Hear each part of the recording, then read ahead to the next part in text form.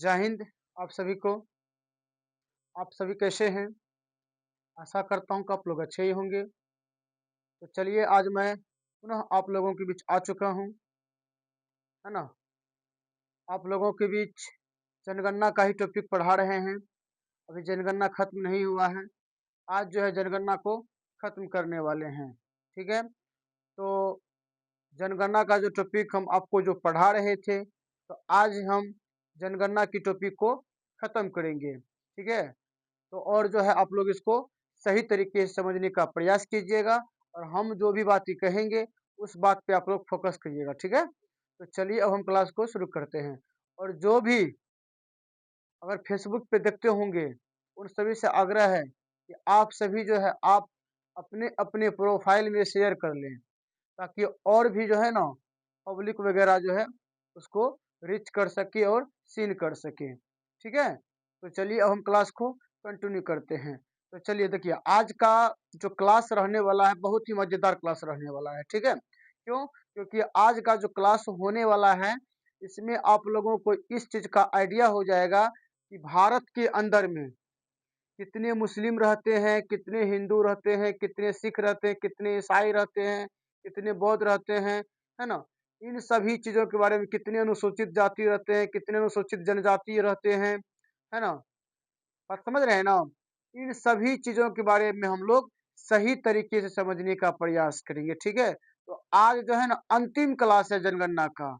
आज के बाद फिर कल जो है हम दूसरा टॉपिक लेकर के आएँगे आप लोगों के बीच, ठीक है? आज आप लोगों का जनगणना चैप्टर खत्म होने वाला है। तो चलिए अब हम लेट न करते हुए क्लास को शुरू करते हैं।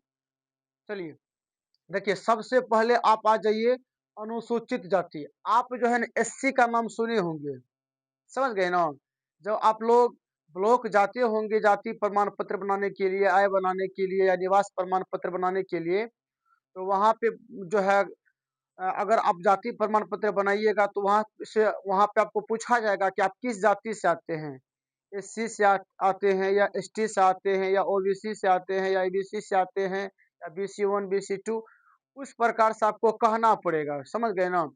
उसी प्रकार का जो है एक अनुसूचित जाति होते हैं जिसे हम लोग कहते हैं एससी। क्या कहते हैं? एससी कहते हैं। अनुसूचित जाति को इंग्लिश में कहते हैं शेड्यूल कास्ट। क्या कहते हैं? शेड्यूल कास्ट कहते हैं। बात समझ रहे हैं ना? अनुसूचित जाति को इंग्लिश में कहते हैं शेड्यूल कास्ट और अनुसूचित जाति को ही हम लोग एससी से सूचित करते हैं, उसी को बोलते हैं एससी। क्या बोलते हैं? एससी। कितना का कहना होता है कि एससी और एसटी दोनों एक ही होता है, नहीं, अलग गलत बात है। एससी अलग होता है, एसटी अलग होता है। एसटी का मतलब होता है अनुसूचित जनजाति, उसका हिंदी अर्थ होता है। लेकिन एससी का हिंदी होता है अनुसूचित जाति। समझ गए ना? अब सबसे पहले हम लोग समझ लेते हैं कि अनुसूचित जाति है क्या या अनुसूचित जनजाति है क्या। देखिए एक प्रकार से अगर आप मान के चलिएगा ना तो अनुसूचित जाति और अनुसूचित जनजाति इन दोनों का जो है ना थोड़ा अगर मान के चलेगा तो थोड़ा सा डिफरेंट रहेगा, बाकी के सारा कुछ आपको मिल जाएगा, मिलता जुलता रहेगा। इन लोगों का रहन सहन और इन लोगों का जो कल्चर होता है, ये लोग जो है ना पहले जंगल में रहा करते थे, समझ गए ना? जंगली एरिया के लोग थे अनुसूचित जाति वगैरह, ठीक है? उसके बाद जो है अपना सबके समाज के बीच भी आ गए और जो है अभी के समय में अपना और के समाज, अभी तो मान के चलिए जैसे अपना सब जो है छातापुर विधानसभा के अंतर्गत आते हैं ना, छातापुर प्रखंड के अंदर आते हैं ना, अंतर्गत आते हैं ना, तो आप देख सकते हैं कि आप अगर क्या कहते हैं इधर अगर जाइएगा छातापुर से आप उत्तर उत्तर से पश्चिम जाइएगा, आप मतलब थोड़ा सा लालगंज के वगैरह, हाँ लालगंज के साइड जाइएगा तो उधर आपको जो है ना बहुत सारे जो है ना एससी एसटी के लोग आपको देखने को मिल जाएगा। उन लोगों का जो है ना रहन सहन कुछ अलग ही होता है, उन लोगों का भाषा भी अलग रहता है। आपको भाषा भी समझ में नहीं आएगा कि आखिर बोलता क्या है। समझ रहे हैं ना बात को, एससी वगैरह का? तो अब समझते हैं हम लोग कि अनुसूचित जाति जो है ना अपना भारत में लगभग कितने परसेंट है? तो 16.6% अनुसूचित जाति है अपना भारत में। अपना भारत में अनुसूचित जाति 16.6% है। अगर वैल्यू की बात किया जाए तो 20,13,78,106 है। कितना है? 20 करोड़ 13 लाख, 20 करोड़ 13 लाख 7,806। अगर आपसे पूछ दे एग्जाम में क्लियर रूप से कि बताइए भारत में अनुसूचित जनजाति 2011 की जनगणना के अनुसार कितने हैं, तो आपका जवाब आना चाहिए 20,13,07,806 अनुसूचित जाति है, अर्थात एससी है, शेड्यूल कास्ट है। बात समझ रहे हैं ना? तो चलिए अब आगे समझते हैं। आगे है सर्वाधिक अनुसूचित जाति जनसंख्या वाले राज्य उत्तर प्रदेश है। आप उत्तर प्रदेश का नाम सुने हैं ना? उत्तर प्रदेश में सबसे अधिक अनुसूचित जाति के लोग रहा करते हैं। वहां पे अनुसूचित जाति के लोग सबसे ज्यादा किस राज्य में रहते हैं? तो उत्तर प्रदेश में रहते हैं। बात समझ गए ना? अगर सर्वाधिक अनुसूचित जाति वाले अगर अधिक क्या कहते हैं प्रतिशत अगर आपसे पूछेगा, तो प्रतिशत आपका हो जाएगा पंजाब। क्या हो जाएगा? पंजाब। यानी सर्वाधिक अनुसूचित जाति प्रतिशत वाले राज्य आपको हो जाएगा पंजाब। क्या हो जाएगा आपको? पंजाब। ठीक है, चलिए अब आगे देखते हैं। आगे है केंद्र शासित प्रदेश। क्या है? केंद्र शासित प्रदेश। तो केंद्र शासित प्रदेश तो अलग होता है, राज्य अलग होता है। तो केंद्र शासित प्रदेश के अंदर में सर्वाधिक संख्या दिल्ली में है। कहाँ है? दिल्ली में। वहां लगभग 28,12,000 के आसपास जो है ना, वहां की आबादी है। किसकी? तो अनुसूचित जाति की। उसी प्रकार से सर्वाधिक प्रतिशत केंद्र शासित प्रदेश में कहाँ है? तो चंडीगढ़ में है। कहाँ है? चंडीगढ़ में है। और कितना है? 18.9%। अगर लगभग बात कीजिएगा तो लगभग लगभग आपका आ जाएगा 19%। कितना हो जाएगा? 19%। आगे है अंडमान और निकोबार। अंडमान निकोबार एवं लक्षद्वीप, ये आपको केंद्र शासित प्रदेश का नाम हुआ। अंडमान और निकोबार लक्षद्वीप में जो है ना, एससी का निवास नहीं है वहां पे, यानी एससी निवास वहां पे नहीं करते हैं। समझ गए? हम यहाँ पे लिख भी दिए हैं कि अंडमान और निकोबार एवं लक्षद्वीप में एससी नहीं है, यानी एससी वहां पे निवास नहीं करते हैं। मेरा कहने का मतलब है कि अंडमान और निकोबार, समझ रहे हैं ना, अंडमान और निकोबार और लक्षद्वीप में अनुसूचित जाति का निवास नहीं है वहां पे, यानी वहां पे अनुसूचित जाति नहीं रहते हैं, बिल्कुल शून्य है। समझ रहे हैं ना बात को? आगे है नागालैंड एवं अरुणाचल प्रदेश में कोई भी अनुसूचित जाति नहीं है। अगर राज्य की बात किया जाए, वो तो आपका केंद्र शासित प्रदेश था ना। केंद्र शासित प्रदेश की जब आपसे बात करेगा कि बताइए किस केंद्र शासित प्रदेश में अनुसूचित जाति नहीं है, तो आपका आंसर आना चाहिए क्या कहते हैं, लक्षद्वीप। क्या आना चाहिए? लक्षद्वीप। क्या आना चाहिए? हाँ, लक्षद्वीप। और अंडमान और निकोबार आना चाहिए। अंडमान और निकोबार आना चाहिए। अगर आपसे राज्य को लेकर के अगर पूछेगा कि बताइए कि भारत के किस राज्य में अनुसूचित जाति का निवास नहीं है, तो आपका आंसर आएगा नागालैंड एवं अरुणाचल प्रदेश। नागालैंड एवं अरुणाचल प्रदेश। क्या जाएगा? अरुणाचल प्रदेश में कोई भी अनुसूचित जाति का निवास नहीं है। बात समझ रहे हैं ना? चलिए देखो, रात बहुत हो गई इसलिए थोड़ा सा आवाज बदला बदला हुआ लगता होगा। समझ गए? अभी समय 2:30 बज रहा है, समझे ना? 2:30। आगे क्या है? आगे है अनुसूचित जनजाति। क्या है? अनुसूचित जनजाति। चलिए अब हम लोग एसटी की बात कर लेते हैं। किसकी बात कर लेते हैं? एसटी की बात कर लेते हैं। इसको बोलते हैं हम लोग शेड्यूल ट्राइब। क्या बोलते हैं? शेड्यूल ट्राइब के बोलते हैं। क्या बोलते हैं? शेड्यूल ट्राइब बोलते हैं। इसका हिंदी होता है, इसी को एसटी बोला जाता है ना? हम लोग अनुसूचित जनजाति या अनुसूचित जाति का प्रयोग नहीं करते, सीधा बोल देते हम लोग SC ST। बोलते कि नहीं बोलते हैं? बोल देते हैं, SC ST बोल देते हैं। अब एसटी की बात कर लेते हैं, है ना? देखिए, अपना भारत में जो एसटी का जो क्या कहते हैं जनसंख्या है, वो 8.6% है। कितना है? 8.6% है। अगर वैल्यू में पूछा जाए तो 10,42,81,034 है। कितना है? 10,42,81,034 है। ठीक है, आगे है सर्वाधिक अनुसूचित जनजाति जनसंख्या वाले राज्य। सर्वाधिक अनुसूचित जनजाति जनसंख्या वाले राज्य अगर पूछेगा आपसे, तो आपका आंसर आना चाहिए मध्य प्रदेश, उसके बाद महाराष्ट्र, फिर उसके बाद उड़ीसा आएगा। यहाँ पे सबसे ज्यादा जो है एसटी लोग रहा करते हैं। सबसे ज्यादा मध्य प्रदेश, उसके उससे कम महाराष्ट्र, उससे भी कम उड़ीसा। आगे सर्वाधिक अनुसूचित जनजाति प्रतिशत वाले राज्य, तो आपका हो जाएगा मिजोरम। क्या हो जाएगा? मिजोरम। मिजोरम में 94.4% है मिजोरम में, ठीक है। आगे है हरियाणा। हरियाणा और पंजाब में कोई भी अनुसूचित जनजाति नहीं है। अनुसूचित जाति है लेकिन अनुसूचित जनजाति नहीं, यानी एसटी नहीं है, वहां पे एक भी नहीं है। अगर आपसे प्रश्न कर दे कि बताइए भैया भारत के किस राज्य में अनुसूचित जाति जनजाति नहीं है, तो आपका आंसर आएगा पंजाब। क्या आएगा?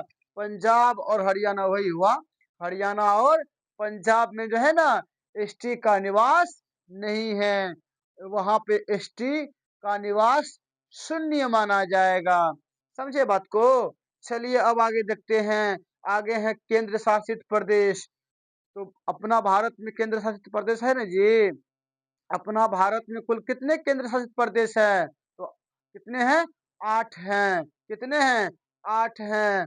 तो इसमें कहता है एसटी केंद्र शासित प्रदेश में सबसे अधिक कहाँ है? लक्षद्वीप में। प्रतिशत को लेके पूछ रहे हैं। प्रतिशत में पूछेगा तो लक्षद्वीप होगा। संख्या में पूछेगा तो दादरा और नागर हवेली होगा। दादरा और नागर हवेली होगा। आगे है कि दिल्ली, पुडुचेरी और चंडीगढ़ में एसटी का निवास नहीं है। कहने का मतलब है दिल्ली, पुडुचेरी, चंडीगढ़, ये तीनों का तीनों केंद्र शासित प्रदेश का नाम है बाबू साहब। दिल्ली, पुडुचेरी, चंडीगढ़, इन तीनों के तीनों केंद्र शासित प्रदेश में एसटी का निवास नहीं है। बात समझ रहे हैं ना? एक भी एसटी वहां पे नहीं रहते हैं। कहाँ? चंडीगढ़। और कहाँ? दिल्ली। और कहाँ? दिल्ली के बाद क्या है? देखिए ना यहाँ पे, दिल्ली, चंडीगढ़ और हरियाणा। समझ गए ना? हरियाणा। हरियाणा तो आपको वो क्या कहते हैं, राज्य हो गया ना। तो पुडुचेरी क्या हो जाएगा? पुडुचेरी। आगे है, अब आ जाइए यहाँ पे, दुनिया में ईसाई धर्म। दुनिया में ईसाई धर्म जो है ना, अगर बात किया जाए कि पूरे विश्व में कौन सा धर्म एक नंबर पे आते हैं, तो आपका जवाब आना चाहिए ईसाई। ईसाई धर्म जो है ना एक नंबर पे ट्रेंड कर रहा है, ठीक है। उसके बाद आता है मुस्लिम धर्म। मुस्लिम धर्म जो है ना पूरे विश्व में, पूरे दुनिया में दूसरा नंबर पे आते हैं, ठीक है। उसके बाद हिंदू धर्म आते हैं। कौन आते हैं? हिंदू धर्म। हिंदू धर्म जो है तीसरा स्थान पे आते हैं। हिंदू धर्म पूरे दुनिया की बात कर रहे हैं, पूरे दुनिया में क्या कहते हैं, ईसाई धर्म एक नंबर पे, मुस्लिम धर्म 2 नंबर पे, ईसाई धर्म 3 नंबर पे आते हैं। बात समझ रहे हैं ना? और समझ लीजिएगा आप लोग कि मुसलमान का जो है ना आबादी बहुत ही तेजी से बढ़ रहा है। समझ गए ना? आप जो है क्या कहते हैं, दिमाग आप थोड़ा सा एनालिसिस कर सकते हैं। एक साइंटिस्ट का कहना है कि 2050 आते आते मुसलमान, मुस्लिम जो है ना एक नंबर पे आ जाएंगे। यानी धर्म के मामला में जो है और जनसंख्या की आबादी की डायरेक्शन से जो है एक नंबर पे आ जाएगा।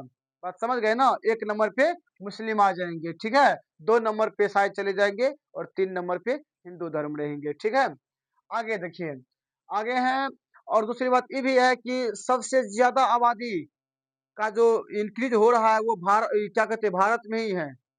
सबसे ज्यादा जो वृद्धि हो रहा है जनसंख्या में मुसलमान की, वो भारत में हो रही है, ठीक है।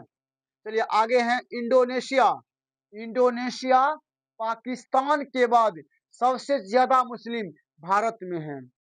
समझे ना? सबसे ज्यादा मुस्लिम किस देश में रहते हैं? इंडोनेशिया में रहते हैं। उसके बाद पाकिस्तान में रहते हैं। उसके बाद अपना भारत में रहते हैं। समझ गए ना?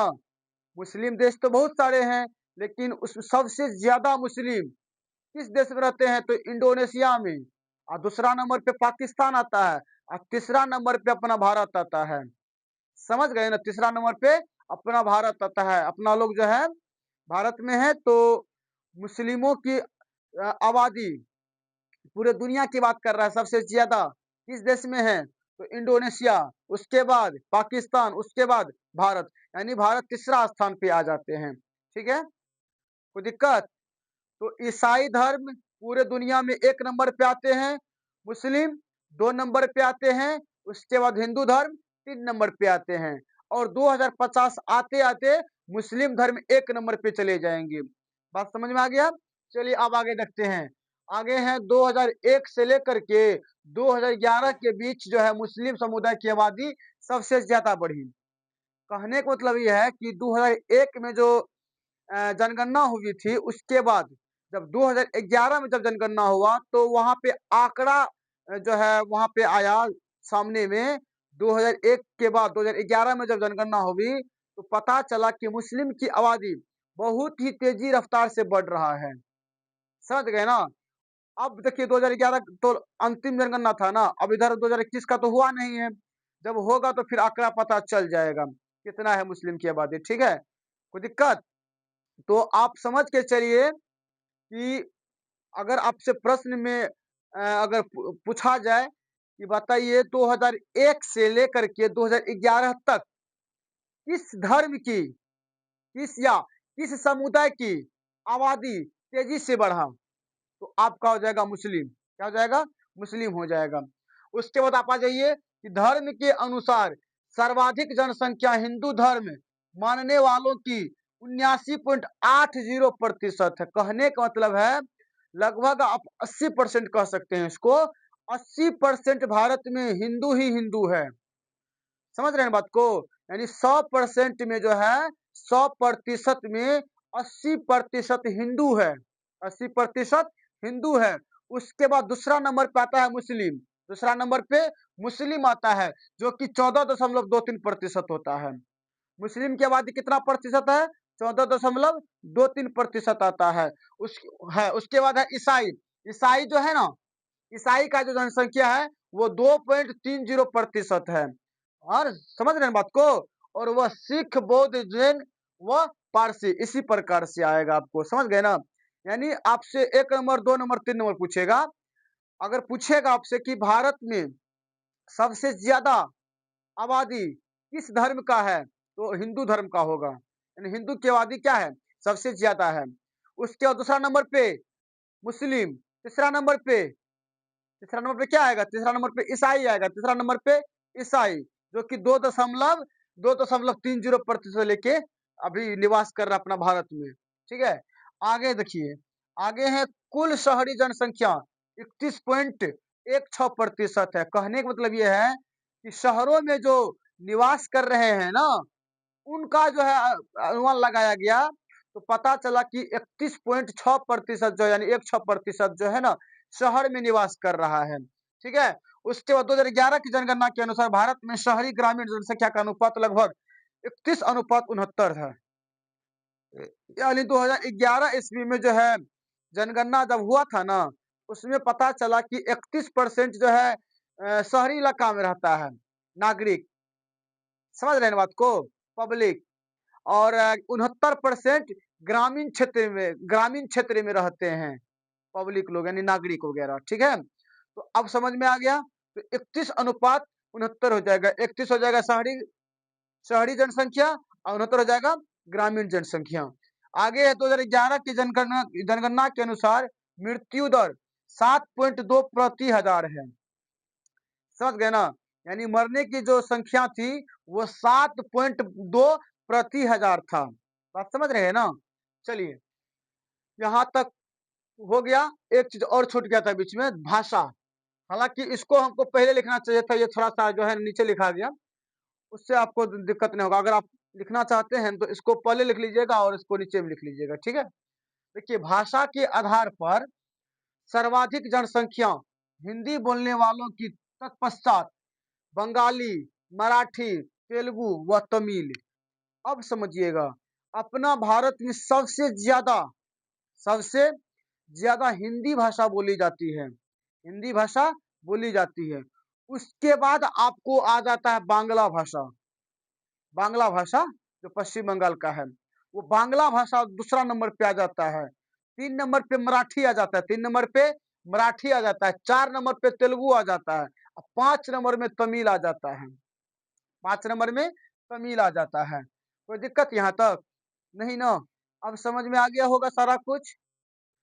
तो देखिए बताते हैं आप लोगों को, इन सब चैप्टर से जो है ना और इन सब टॉपिक से क्वेश्चन भर-भर के पूछा जाता है एग्जाम में, समझ गए ना?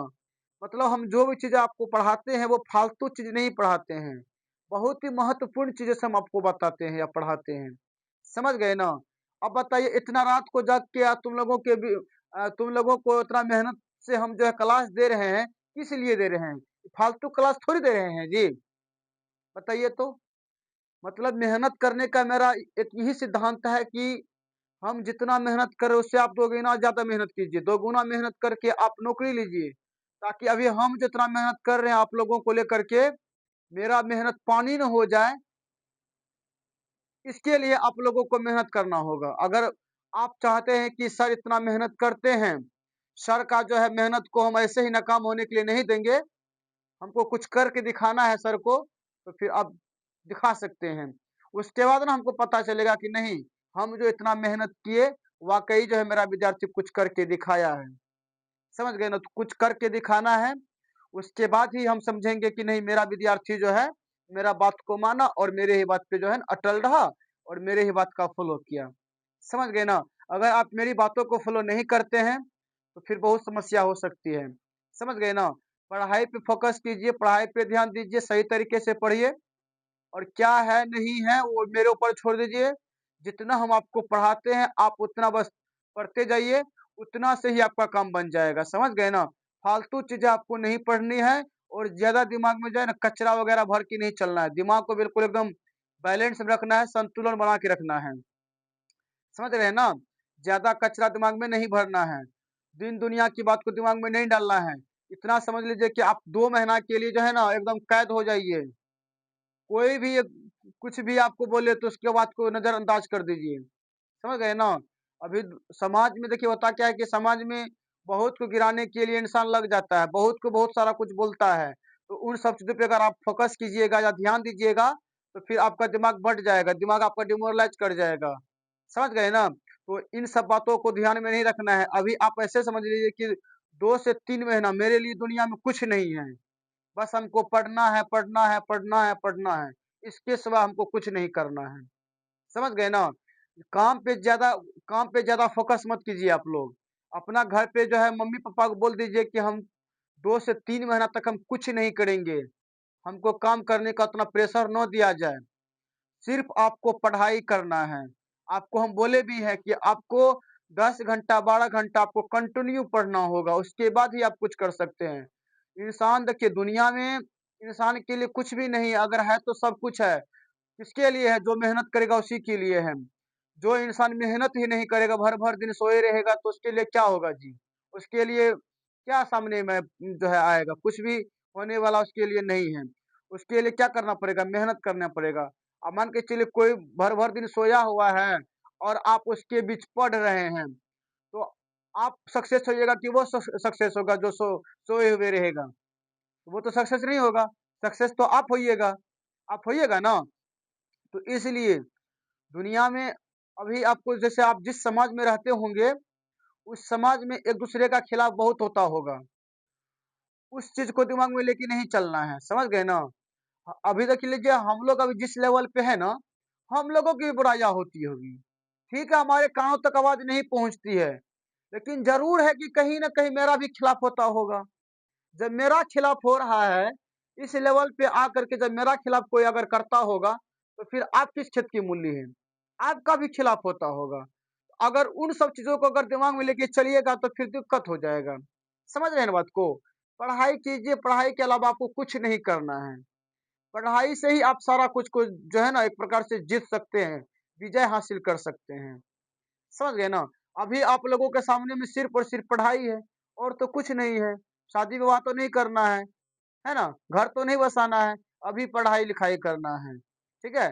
पढ़ाई-लिखाई करना है, नौकरी अच्छा लेना है और उसके बाद शादी-विवाह पे दिमाग लगाना है, ठीक है? तो चलिए अब हम क्लास को यहीं पे ख़त्म करते हैं।